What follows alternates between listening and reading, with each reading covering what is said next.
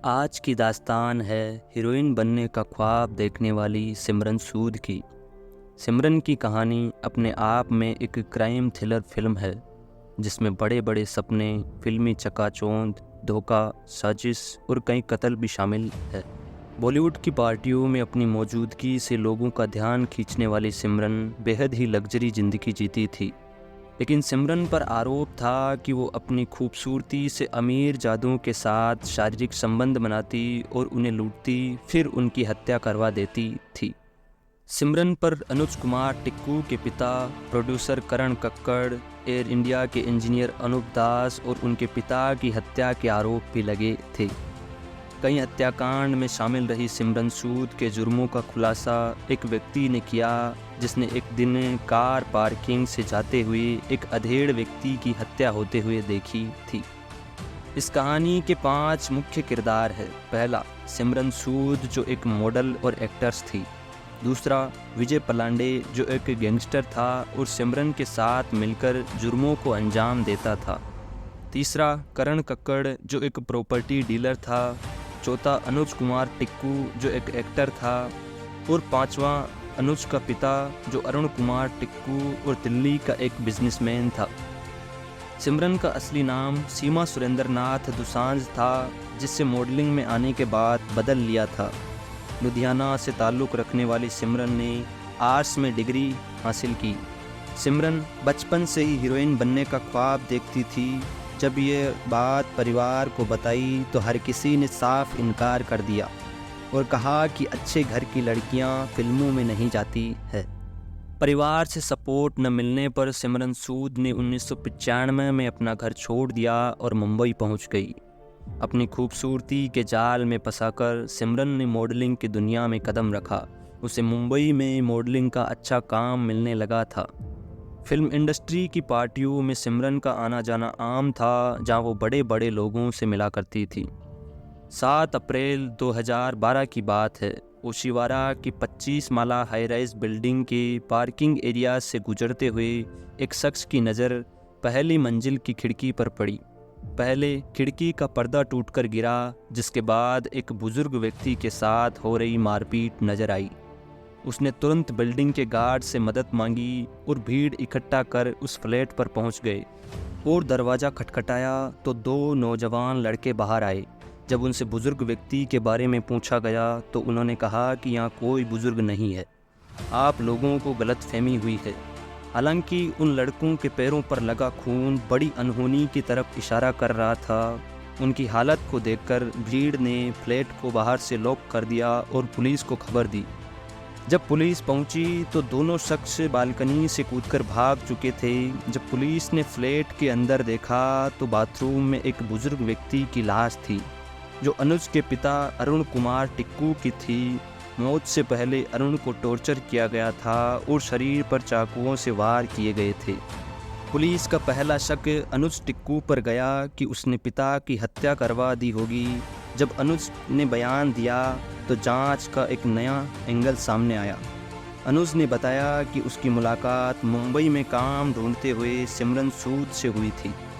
2012 में सिमरन ने अनुज की मुलाकात विजय पलांडे से करवाई थी और दोनों ने कहा था कि उन्हें मुंबई में रहने का ठिकाना चाहिए, जिसके लिए अनुज ने उसे अपना ओशिवारा का फ्लैट रहने को दिया था।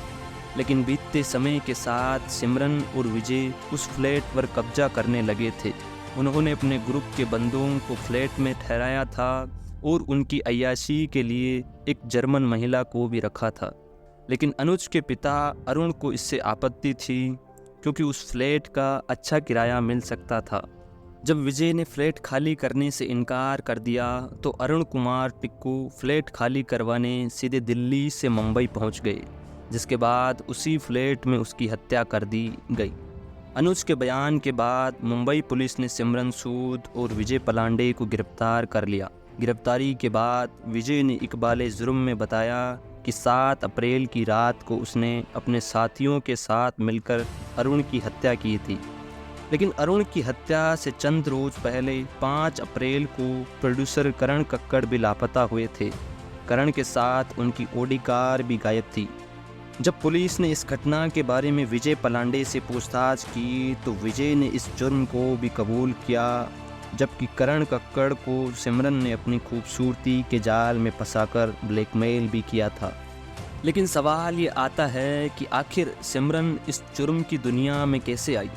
दरअसल मॉडलिंग में आने के बाद सिमरन सूद की मुलाकात 90 के दशक के कुख्यात अपराधी विजय पलांडे से हुई थी। विजय खुद को रईस प्रॉपर्टी डीलर बताता था।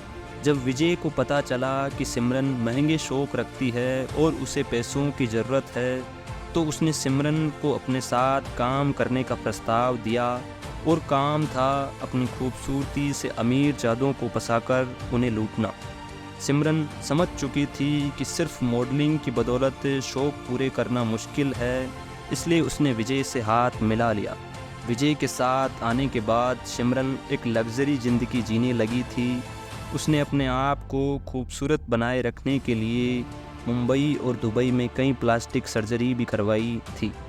विजय सिमरन की खूबसूरती और उसके लिंक की मदद से लोगों को ब्लैकमेल करता और काम होने के बाद उनका कत्ल कर देता। साल 1998 में विजय पलांडे को 2 हत्याकांड के आरोप में उम्र कैद की सज़ा सुनाई गई, जबकि सिमरन पर सिर्फ प्रॉपर्टी पर कब्जा करने का आरोप ही लगा था। साल 2002 में विजय पैरोल के नाम पर जेल से बाहर आया और फर्जी दस्तावेज बनवाकर बैंकॉक भाग गया। वहाँ उसने प्लास्टिक सर्जरी करवाई, जिससे उसका हुलिया काफ़ी हद तक बदल गया था। दोहरे हत्याकांड में नाम आने के बावजूद सिमरन ने मॉडलिंग में एक्टिव रही और प्रोड्यूसर्स को अपने जाल में फंसाकर फिल्मों में भी काम किया। सिमरन सूद अपनी फिल्मी दुनिया में मगन थी कि साल 2006 में विजय की एंट्री वापस होती है, क्योंकि विजय उस समय भारत लौट आया था और फिर से सिमरन का साथ चाहता था। 2 हत्याकांड के बाद भी सिमरन ने विजय से हाथ मिला लिया और 2012 में फिर 2 हत्याकांडों को अंजाम दिया, और यही सिमरन की ज़िंदगी की सबसे बड़ी गलती सिद्ध हुई। 4 हत्याओं के आरोप में विजय और सिमरन बीते 12 सालों से जेल में बंद है। सिमरन ने कई बार जमानत के लिए याचिका दायर करवाई, लेकिन उसे आज तक जमानत नहीं मिल सकी है। इसी के साथ यह कहानी समाप्त होती है। अगर आपने अभी तक वीडियो को लाइक नहीं किया तो वीडियो को लाइक कर दे, और ऐसे ही और भी वीडियोस के लिए SR क्राइम फाइल को सब्सक्राइब ज़रूर करें। धन्यवाद।